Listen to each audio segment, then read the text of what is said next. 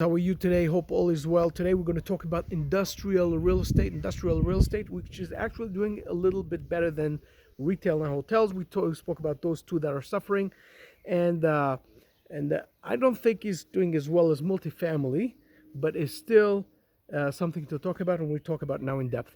Industrial real estate is a sector that is very interesting because some of its part, some of the real estate industrial landlords are doing really great, and some of them are not doing so great.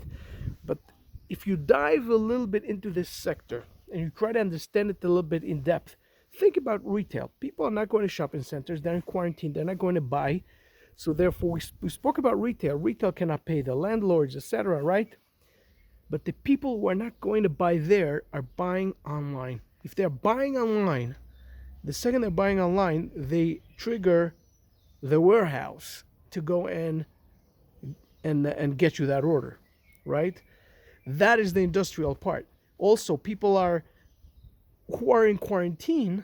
People are in quarantine, but some of the people who are called, every country calls it in a different term.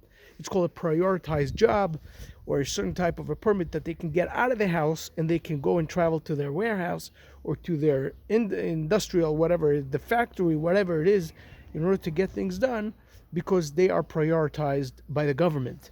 Many of them are, and therefore the industry is still working.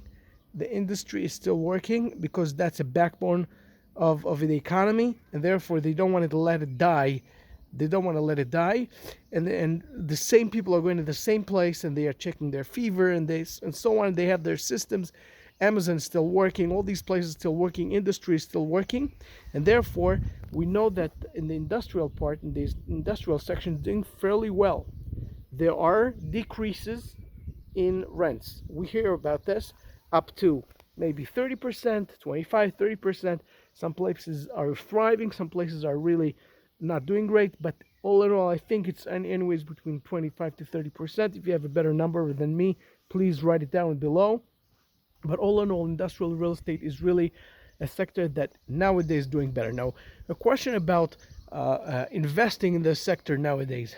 Now, I don't think you're going to get a good price in this sector. I don't think that if you want to get in to invest in industrial real estate nowadays, at this point, you're going to get a good price for this for such a property. I don't think you're going to get that, and I don't think you can negotiate well with that because whoever is not doing well and is still how do you say mishkababim, as we call, with the bank, and is trying to get a back and forth with the bank and trying to reason with their lenders and trying to get things done.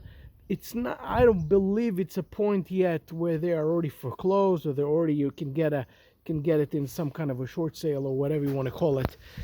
I don't think you're going to get a good price, a good cut for that.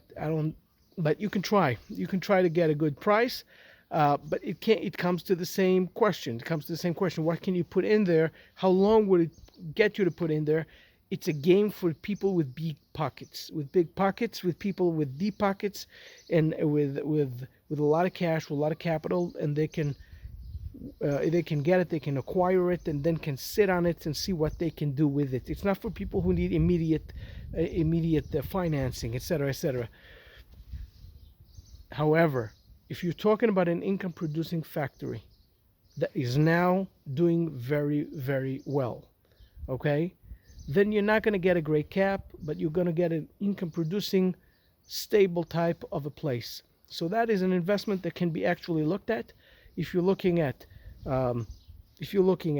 such a thing, you're looking at such an industry that is working and is thriving right now, you may not get a great price. But if you're looking for an income producing, a place to put your money in, if you're looking at carefully, you're doing the right job, the right due diligence, the right numbers, and you're seeing that it's pretty stable, it's doing what it has to do. Again, yeah, I don't believe you're going to get a great price, but I do believe that if you're looking for something pretty stable, pretty income producing, normal cap, for long term, that could be a good investment. Again, this advice cannot be perceived, I said it in every video, cannot be perceived as an advice for investment. You guys have to look at it yourself, do your own due diligence. Just an opinion I'm expressing, just a thought process, a think tank together with you guys. One thing I would say, industrial is something that you have to have an expertise in. Okay, every real estate is something you have to have expertise in. For example, I'm not in industry at all. I never looked at industrial. I looked once at a light industrial type of a property, and that was a different deal. Every sector has to have its own professionality. You have to know what you're doing. You have to really, really know what you're doing. You have to know your sector. You have to know the price per square foot. You have to know what type of lending you can get for it, what type of rates are normal, what type of caps are normal for the right area, what type of industry you're getting into. You know, it's half of buying a business. You have to understand that industry. You have to understand that this industry is really, really thriving. It's really doing great. You can't just go and say, oh, that seems to be doing great during Corona times. What did it do prior to Corona times? Was it really mediocre? Was it really not doing great? Was it doing great and now it's just doing right a lot better because of the coronavirus? You have to really be everything has to be thought out. You have to look farther back. It's not a T12 like in what do you call it, in multifamily. You have to look 3 years, 4 years back even to see what this industry did. What was the evolution of this industry? How did it become to be what it became to be? The location of this warehouse or this factory. Is it really, what type of jobs it gives? What type of families live around it? You have to understand the sector very, very well. You can't just get into things because you think it's great. Okay? So if you are not a professional, you have to join a professional, someone who has done that type of deal millions of times.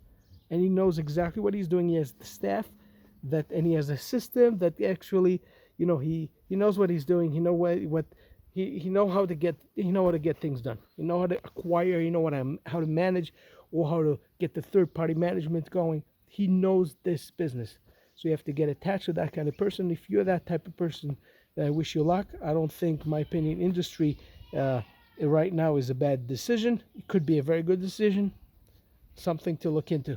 But you guys, I wish you well. Stay safe. Take care of yourselves, and we'll talk later.